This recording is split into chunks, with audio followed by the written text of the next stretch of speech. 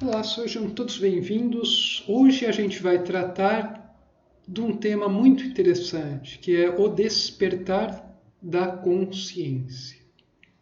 Eu já adianto a todos aqui de que esse despertar depende única e exclusivamente da pessoa, em última instância. Claro, a gente pode ter outras pessoas que nos ajudem a levar a esse processo de autoconscientização, de despertar da consciência. Mas, em último caso, e isso é universal, isso depende única e exclusivamente de nós.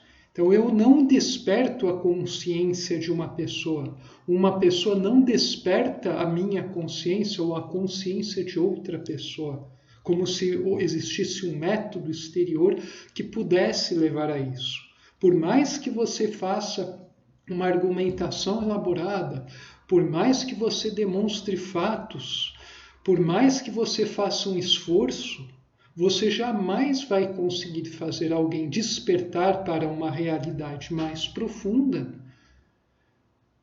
a não ser que a pessoa esteja aberta para mergulhar nessa realidade por si mesma, usando os seus recursos, as suas forças, a sua vontade, a sua determinação, a sua capacidade psíquica para mergulhar e descobrir essa nova realidade. Então, o despertar da consciência aponta para uma questão da imaterialidade, da consciência, do espírito influenciando na nossa vida, na nossa evolução. Então é esse o tema que a gente vai tratar aqui hoje. Então, como sempre, eu deixo aqui uma frase para a gente começar o nosso bate-papo. E olha só que interessante, de novo, todos esses princípios que eu venho apresentando ao longo desses tempos estão centrados no monismo substancial de Pietro Baldi. E eu pego sempre referências dos mais disparatados campos, exemplos de vidas, das mais diversas, nas mais diversas épocas, e sempre tudo parece estar apontando para o mesmo ponto. Olha só o que Carl Jung, famoso psiquiatra do século passado, falou. Não há despertar de consciências sem dor. Não há despertar de consciências sem dor. As pessoas farão de tudo, chegando aos limites do absurdo, para evitar enfrentar a sua própria alma. Ninguém se torna iluminado por imaginar figuras de luz, mas sim por tornar consciente a escuridão. Isso é muito interessante, porque pelo que parece, observando ao longo de minha vida, através de minha vivência, mais do que estudos de questões sagradas, espirituais, me parece que realmente a gente precisa chegar no inferno da nossa existência, lidar com todos os nossos fantasmas, compreendermos as causas deles, de nossos medos, sabermos como é a nossa natureza, para que nós comecemos a construir algo para além disso tudo. Então, esse é um processo que é muito doloroso, porque exige ao ser ir a fundo dentro da sua essência, que não é muito boa no presente, para que a partir daí ele comece a lidar com a realidade e realmente conseguir fazer algo que o aponte para frente. Porque a gente não consegue se melhorar de forma efetiva numa base falsa. Então, se a gente está ignorando vários aspectos importantes da nossa realidade, da nossa essência, de quem nós somos, nós não vamos conseguir nos melhorar, porque a gente não está tratando de consertar, de superar, de curar essas partes nossas mais obscuras. A gente está deixando elas lá quietinho e só estamos atuando em outro nível. e elas continuam lá, se fortalecendo, se reproduzindo. Então, é preciso ir na raiz dos fenômenos, é preciso ir na essência do ser, é preciso ir até o fim do caminho antes da gente começar esse caminho de autodescobrimento, que irá nos levar ao caminho, né, à autorrealização. Como já dizia lá o frontispício do Oráculos do Templo de Delfos, na Grécia. Conhece-te a ti mesmo. Então, o Jung vem falar de uma maneira mais adaptada ao campo da psiquiatria, essa mesma verdade que vem sendo propagada há milênio pela humanidade, por alguns sábios, alguns grupos restritos. Então a gente percebe que a gente precisa desse processo doloroso para começar essa ascensão. E hoje em dia, ninguém quer, é raríssimo encontrar uma pessoa que esteja disposta a caminhar por essa via. Não à toa as pessoas não conseguem se melhorar, sempre fogem de um lugar para encontrar uma felicidade em outro e acabam sendo infernizadas iguais após um tempo. Então a gente percebe que a gente está disposto a ir por todos os caminhos possíveis, exceto pelo caminho certo. Todos os caminhos que a gente tenta antes são ruas sem saídas. A gente precisa exaurir todos os caminhos errados, que são muito atrativos, muito interessantes, muito sedutores, mas que, no entanto, nos levam a um beco sem saída, a uma desilusão profunda, a uma decepção muito grande, antes da gente realmente pegar aquele caminho correto, que geralmente é estreito, não é tão atrativo, exige um esforço grande da parte de nossa pessoa, exige uma mobilização de uma série de características, exige sinceridade, seriedade, para que a gente consiga caminhar por ele de uma forma saudável e, finalmente, atinja o nosso destino, que é conseguir expandir a nossa consciência. E uma consciência, uma vez expandida, ela nunca mais consegue ir para trás. O espírito só progride. Então, isso nos leva à questão da reforma íntima. A reforma íntima, ela complementa e serve de elemento genético para a revolução sistêmica que a humanidade de tempos em tempos tenta fazer e não consegue. Por quê? Porque ela não parte do ponto que realmente pode dar sustentação a esse impulso transformador do mundo à nossa volta.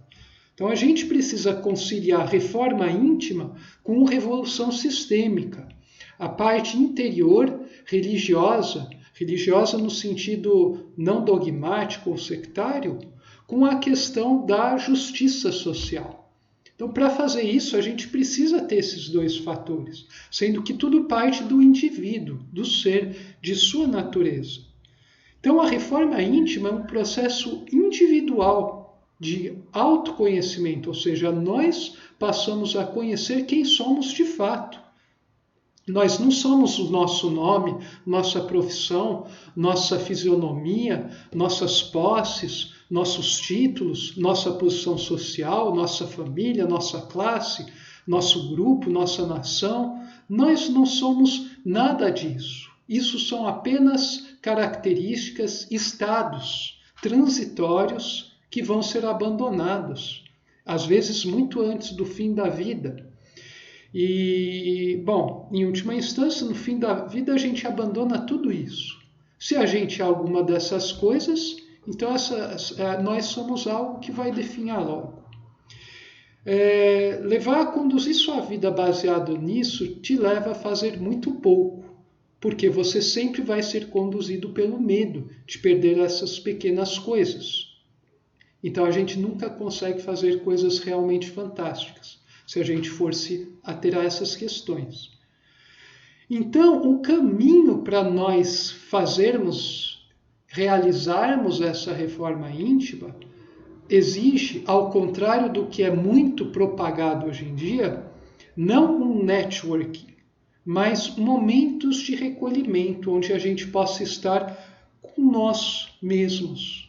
Não que a gente esteja excluindo outras pessoas, se afastando por medo, por ódio ou por senso de superioridade, arrogância, mas porque a gente precisa ter um tempo para entrar em contato com a nossa essência, que no fundo é uma essência tão divina e sublime quanto a essência de outros seres, mas para a gente fazer isso a gente precisa entrar em contato com a nossa essência, não a essência do outro, porque o outro vai entrar em contato com a essência dele e nós entrando com nossas essências dessa forma, em recolhimento, nós iremos nos irmanar, só que num nível profundo, efetivo, construtivo, harmônico, verdadeiramente sustentável.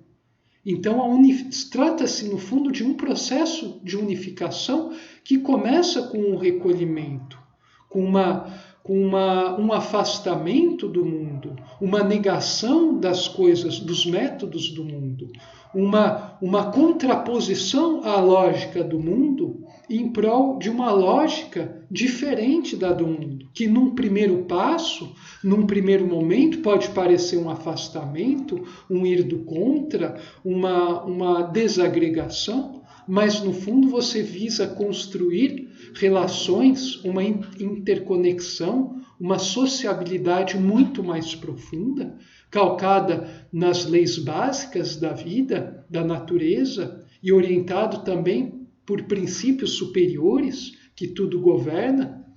Então a ideia da reforma íntima é justamente a gente descobrir esse o alfa, o espírito, essa coisa indivisa, indestrutível, imaterial, composta de substância divina que a gente tem em nós, e a gente precisa disso.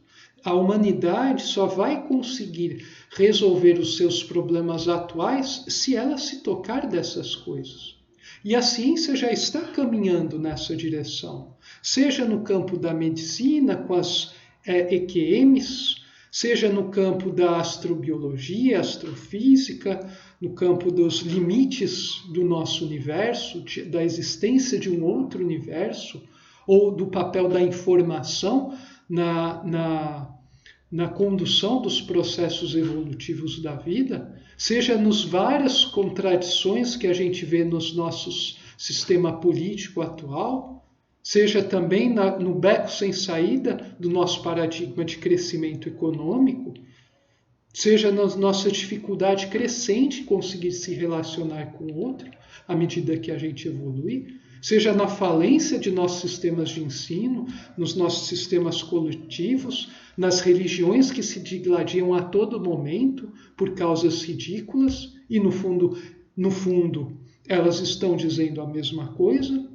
Então a gente percebe que todas essas questões não estão sendo resolvidas adequadamente, justamente porque a gente não quer colocar como eixo central o ponto genético que pode fazer com que tudo comece a se dinamizar no sentido positivo, evolutivo. E esse ponto é a reforma íntima.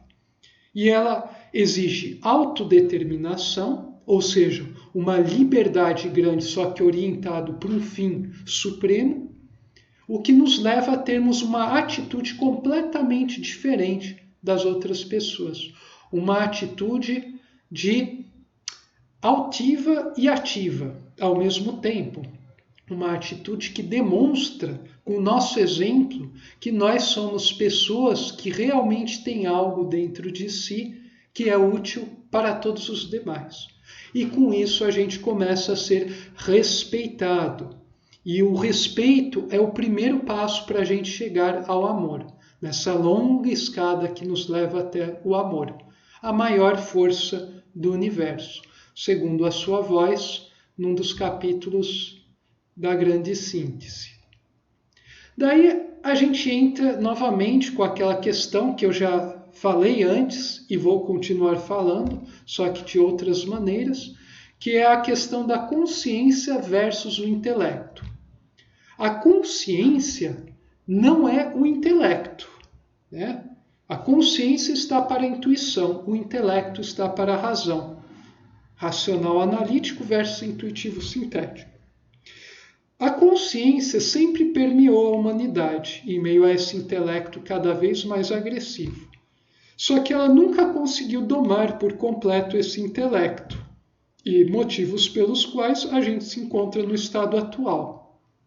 Então, a gente tem algumas coisas que precisam ser melhor compreendidas. Olha só, o intelecto por si só não é ruim. O intelecto, ele é algo importante para o desenvolvimento nosso aqui integral enquanto seres encarnados. Espírito, alma e corpo físico, ou matéria, energia, espírito. A gente pode dar vários nomes, né? Subdividir em vários. Rudolf Steiner, por exemplo, dividiu o ser em 4, faz uma tetrapartição: corpo físico, corpo etérico, corpo astral e corpo espiritual, ou eu. Não interessa aqui tanto a questão de que terminologia a gente usa. A questão é que a gente precisa, para evoluir, estar completamente integrado em todos os níveis. Mas, porém, a gente deve usar o mais alto para orientar e orientar tudo abaixo dele, dando aspecto de direcionamento de um lugar para onde a gente vai. Então, o espírito deve conduzir a matéria e não ser conduzido por ela. Então, essa é a grande questão. Então, a consciência sendo a dimensão do espírito e o intelecto seja uma dimensão presa à materialidade, cabe à consciência domar o intelecto para que este seja utilizado de forma correta para o bem tanto do ser, do indivíduo, quanto de toda a coletividade. Não só humana, mas como de todas as humanidades, e planetária também, todas as formas de vida e até todos os fenômenos físicos do planeta. A consciência é, por natureza, criativa, e o intelecto é competente. A consciência é intuição, o intelecto é razão. Enquanto o intelecto resolve os problemas muito bem dentro dos quadrados, dentro dos parâmetros impostos, a consciência ela é infinita, ela não vê barreiras, ela redimensiona constantemente a percepção que o ser tem a respeito da realidade. E às vezes por isso consegue fazer com que o intelecto resolva paradoxos insolúveis por si só. A consciência vê a longo prazo e em profundidade. O intelecto vê apenas a curto prazo. Por isso o intelecto é tão bom para resolver problemas analíticos, que a consciência não é muito boa, mas, porém, a consciência consegue sempre estar indo além e sempre orientando essa visão analítica, com a sua visão telescópica de longo prazo ou microscópica de profundidade fenomênica. Então, com isso, por consequência, a consciência visa prever, atua na prevenção de problemas. Ela evita que algo pipoque na teia de eventos, através de uma atuação que atue em profundidade nas causas. Enquanto o intelecto, ele funciona na resolução de problemas. Então, a desgraça, uma vez pipocando aí, o intelecto vai tentar resolver. Mas a gente percebe hoje em dia que não basta mais resolver os problemas. Eles continuam aumentando cada vez mais. É preciso ir na raiz desses problemas e começar a prevenir eles e atuar na causa para que esses problemas pipoquem cada vez menos. O intelecto está a todo vapor, mas a consciência ainda é um bebê. A consciência deve se desenvolver rápido antes que o intelecto leve à destruição do ser, gerando um retrocesso evolutivo de milênios. A consciência é autônoma e ousada. Ela aponta para uma coragem. Coragem não é insensatez, mas uma ousadia inteligente. Já o intelecto, ele é temeroso, ele é muito cuidadoso, ele é permeado de medo, ele calcula, ele vê interesses, ele pensa na reputação, ele é apoiado em estatísticas, em número, em quantidade. O contexto define a sua atuação. A consciência não, ela usa o contexto em prol de verdades superiores e na realização de um destino. A consciência está visando a realização de um destino para que isso fique marcado na história e traga progresso efetivo. O intelecto, ele se comprime pelo contexto, ele é refém das circunstâncias. A consciência, ela é bombardeada pelas circunstâncias, mas ela usa as forças do meio para usá-las a seu favor, comprimindo-as e vetorando-as de modo conveniente aos fins evolutivos da vida. Isso também está na grande síntese. É fantástico ver as palavras da sua voz quando ela entra nessas questões. Então, a gente pode definir tudo isso num linguajar mais rodiano, né, de Huberto Roden, que a consciência é verticalmente e horizontalmente dinâmica, enquanto o intelecto é apenas horizontalmente dinâmico, mas verticalmente estático. Então a gente precisa desse dinamismo vertical que supere dimensões para conseguir resolver o problema de nosso plano, de nossa realidade concreta. Então é uma questão realmente de percepção da realidade. Quem aí do outro lado está ouvindo essas minhas palavras e já está ciente dessa realidade profunda, a pessoa não vai precisar de demonstrações por minha parte, diagramas, provas matemáticas, fluxogramas, evidências, milhares de referências bibliográficas para se convencer de que isto que está sendo passado é a verdade mais profunda. Ou melhor, a melhor aproximação da verdade até o momento. A pessoa simplesmente vai sentir isso, intuir isso. As cordas interiores vão ser tocadas e a pessoa vai estar ressoando com esse pensamento que eu estou transmitindo com muita alegria aqui. Então, a gente pode ainda pegar outras referências dentro da espiritualidade, como o Krishnamurti, grande iluminado, que teve o prazer de conviver com o grande David Bohm, físico norte-americano.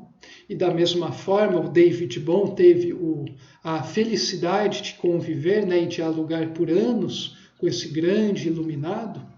Ciência e espiritualidade se conversando e tentando chegar a uma unidade.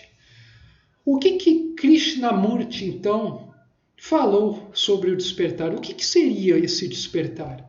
Vamos tentar entender melhor, para não ficar uma coisa solta. Despertar envolve não querer controlar todos os aspectos da sua vida. É deixar acontecer. Tem coisas que estão além do nosso controle, gente. A gente não consegue controlar tudo que vai acontecer para a gente. Eu não consigo controlar o que o outro vai pensar de mim, por mais que eu tente agradar o outro. Eu não consigo controlar se alguém quer me fazer algum mal ou me cometer alguma injustiça, contra mim, algum ato vil. Isso eu não tenho controle. Então, não vale a pena tentar me garantir a minha segurança nesse sentido. Talvez o melhor seja viver de acordo com sua consciência. Isso talvez seja a melhor segurança que alguma pessoa possa ter em relação ao que outras pessoas ou grupos possam fazer contra ela. Então, uma pessoa que está despertando tem acessos de alegria a qualquer momento. Eu acho isso muito engraçado, porque eu não consigo me conter, porque às vezes eu estou estudando um tema, eu estou tentando me aprofundar num objeto da ciência, ou mesmo eu estou assistindo um filme muito profundo, ou escutando uma música, sintonizado com ela, ou lendo algum pensamento filosófico, ou mesmo observando numa roda raríssima, vezes conversando com algum conhecido, né? Raríssimo isso. E daí eu tenho uma sensação muito boa ocorre dentro de mim. E eu tenho um acesso de alegria. Às vezes eu estou comigo, né, me aprofundando numa coisa, eu consigo ter um insight a respeito de uma coisa e eu fico preenchido de alegria. E quem está vendo por fora acha que eu tô com algum problema, ou eu bebi demais, ou eu me droguei, ou eu estou querendo aparecer, mas não é nada do tipo. Eu simplesmente fico extremamente feliz por ter descoberto um aspecto mais profundo da realidade. E daí eu tenho um acesso de alegria. E, por outro lado, eu também tenho acessos de tristeza muito forte, também por motivos muito profundos. Então, isso é algo que diz respeito a pessoas que estão despertando. Eu tenho essa conexão, essa sensação de conexão entre os fenômenos. E, no fundo, também entre as pessoas. Mesmo que as pessoas não compreendam muito isso. Existe também uma apreciação e admiração pelas coisas simples da vida. Então, recentemente eu fiz uma viagem simples de 2 dias com minha esposa, e a gente ficou hospedado num lugar, também relativamente simples, mas muito aconchegante, próximo à natureza.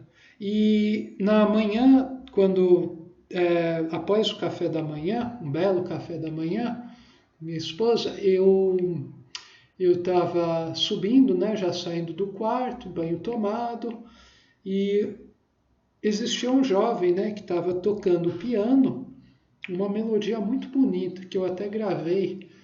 E em meio até daquele ambiente cheio de natureza, aquela sensação boa de estar em paz com a pessoa que eu amo, num ambiente bom, vivendo mais próximo ao ritmo da vida, ao ritmo natural das coisas, à medida que eu estava subindo a escada e ouvindo o som desse jovem, né, tocar essa melodia, em meio a todo aquele ambiente bem arborizado, eu tive uma sensação que me fez começar a lacrimejar. Eu senti uma felicidade tão grande por estar vivenciando aquele momento, que é como se eu estivesse entrando em outra dimensão por um tempo, tocando levemente um outro universo. E daí eu pensei, poxa, por que a vida das pessoas não poderia ser assim a quase todos os momentos? Por que as coisas, os empregos, as relações sociais, as rodas de conversa, as pessoas nas igrejas, as pessoas nos seus grupos de pesquisa, nos seus trabalhos, sejam eles manuais ou mais intelectuais, por que não poderia ser assim muitas vezes? Por que as pessoas não poderiam estar sentindo essas coisas? Por que não? Se isso faz elas produzirem mais e se entenderem mais. Por que não é assim? E, de qualquer maneira, né, essa é uma das coisas que me faz continuar fazendo tudo o que eu faço, apesar de todas as reações do mundo e incompreensões. Mas isso tem uma força infinita. Então isso nos leva também ao ponto 5, que é essa tendência, né, de agir e pensar espontaneamente. Então eu percebo também, é muito desagradável aqui só estar falando de mim, né? Só que assim, são coisas que eu estou vivendo já há um bom tempo e cada vez mais intensamente. Então, assim, eu até peço desculpas por estar falando tanto de mim, mas eu acho que a melhor maneira de você transmitir isso é através de você mesmo vivenciar essas verdades e não apenas estudá-las. Então, tudo que sai aqui é resultado de uma experiência profunda. Então, essa tendência de pensar e agir espontaneamente também é uma coisa que permeia a minha vida. Muitas das coisas eu faço de forma espontânea. Eu não meço consequências antes de fazê-las, no bom sentido. Eu não meço consequências porque eu estou fazendo por amor. Eu gosto de me doar. E eu venho procurando fazer isso cada vez mais. E isso me leva, quando eu faço isso, eu estou vivendo o momento. E quando você vive o momento, você entra na eternidade. A eternidade não é um tempo que não acaba jamais, mas a ausência da sensação da dimensão tempo influenciando na sua vida, nos seus processos vitais. Nesse sentido, a gente pode começar a compreender o que seria, de fato, imortalidade. Um sentido muito mais profundo. Então, uma pessoa despertando começa a se despreocupar com as coisas do mundo, coisa que eu também venho sentindo ultimamente. Claro, de uma maneira gradativa. E a sensação é muito interessante de você reduzir essa preocupação com as coisas. A gente perde a vontade de entrar em conflito com os outros, a gente não toma mais coisas como pessoais, então aquele ódio não fica armazenado. A gente começa, mesmo que algumas pessoas cometam maldades contra nós, a gente usa isso para ficar mais esperto, né, com as coisas do mundo, para aprender algo a respeito do mundo e para se melhorar. Talvez haja algo que a gente precise aprender, por isso aconteceu. Então a gente vai resolvendo as coisas com mais calma, com mais orientação, a gente vai sendo mais perseverante. A gente vai perdendo vontade de julgar os outros. Isso é uma coisa que eu ainda venho largando aos poucos, né? Apesar de fazer críticas, né? Mas não no sentido de destruir. A gente também perde o interesse em ser tão duro conosco mesmo. Isso também é uma coisa, não é aquela visão tanto de imputar sofrimento a nós, mas ser destemido. E essa inclinação em dar sem esperar nada em troca também é uma tendência. E esse dar não precisa ser apenas algo material, mas o seu tempo, sua atenção, seu conhecimento, sua experiência de vida, sua disposição em tentar entender os outros e por aí vai.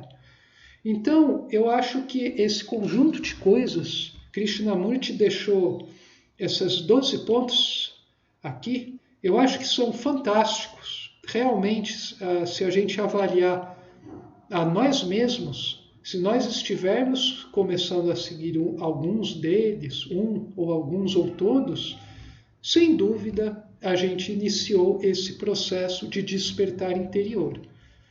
E essa é a coisa mais fantástica que existe. Novamente, nada é mais importante nesse mundo.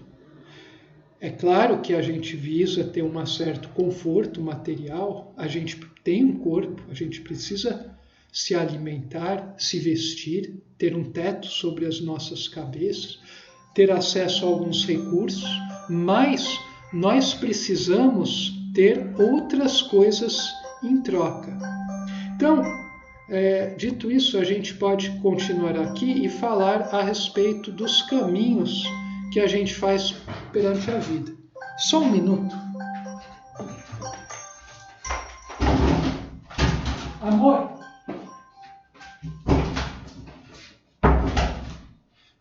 Me desculpe, gente, é o celular aqui tocou da minha esposa e eu não podia atender, então deixei para lá. Bom, vamos voltar lá aqui, onde eu estava. Tá.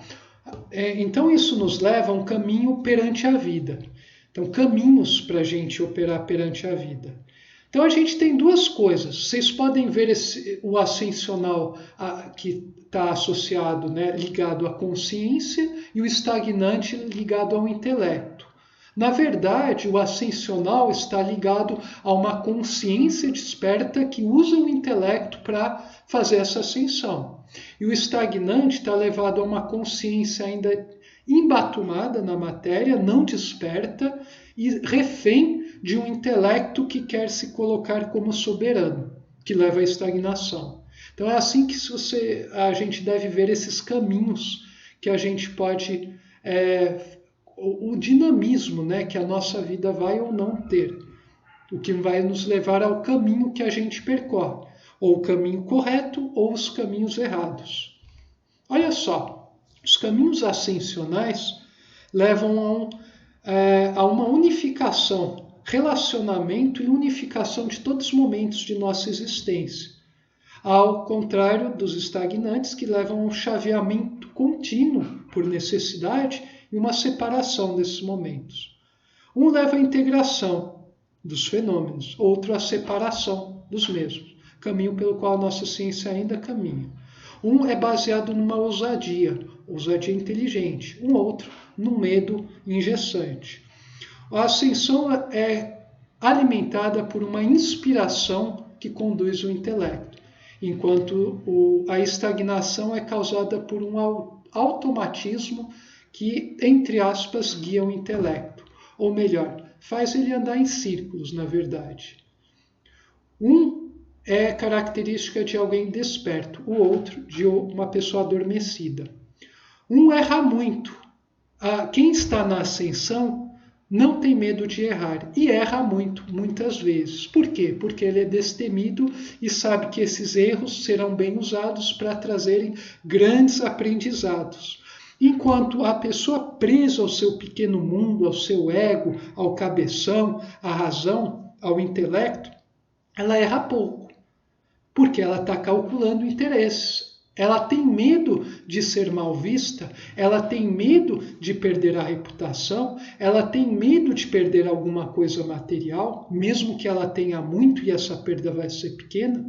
Então ela erra pouco, mas ela também não avança quase nada, porque os seus acertos são pequenos, são acertos iguais aos dos outros.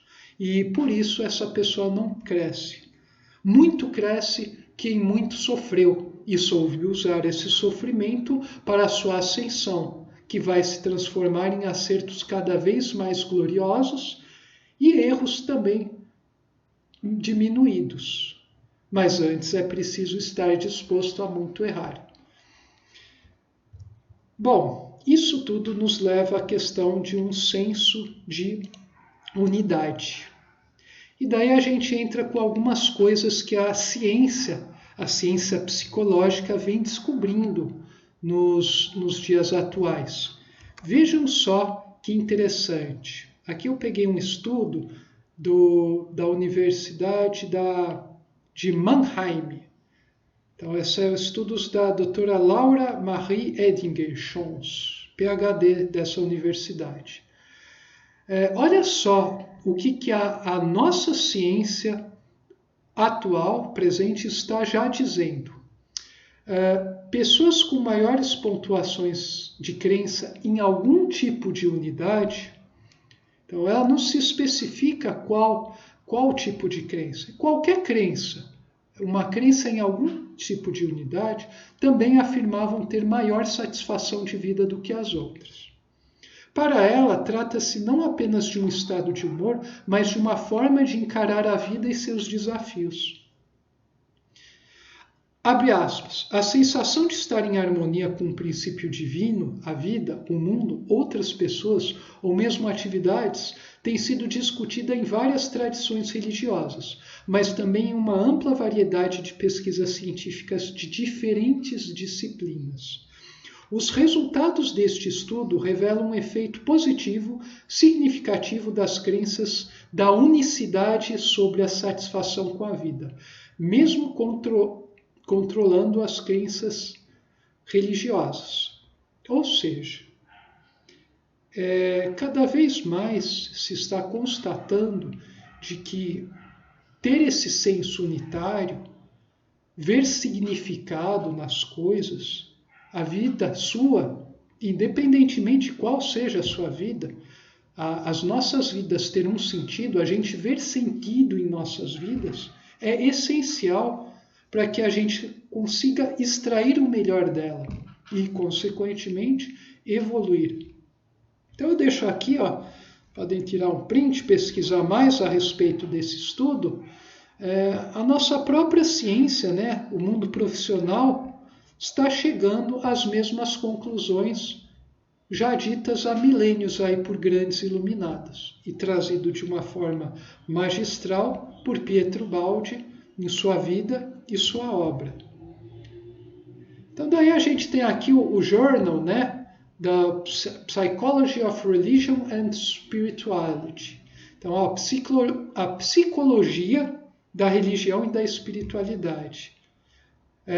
A crença na unicidade e seu efeito sobre a satisfação da vida. Eu recomendo a quem conhecer, né, o inglês, tiver um pouco de destreza nessas questões, dá uma lida por cima nesse artigo, porque ele é muito interessante.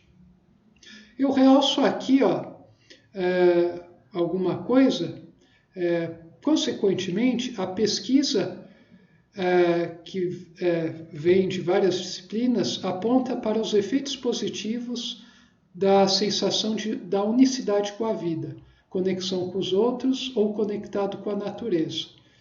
Então, vejam que tudo isso que eu venho sentindo, várias coisas que muitas pessoas sentem, infelizmente em momentos raros, tem a ver, é uma realidade científica. A ciência está por descobrir, está muito próxima de descobrir o espírito, a realidade do espírito e da unicidade dos fenômenos do universo. Isso tanto a psicologia, quanto a neurobiologia, quanto a astrobiologia, quanto a física cosmológica, quanto a física das partículas, quanto as ciências humanas, as filosofias, e também as religiões e as pessoas em suas vidas. A gente está muito próximo disso tudo, mas ao mesmo tempo muito distante, de certa forma. Muito distante porque existem forças tremendas tentando impedir essa descoberta. Muito próximos porque muitas pessoas vêm vivenciando de forma muito profunda essas realidades. E existem forças que não querem que essas coisas se espalhem, para que as pessoas não conheçam a si mesmas.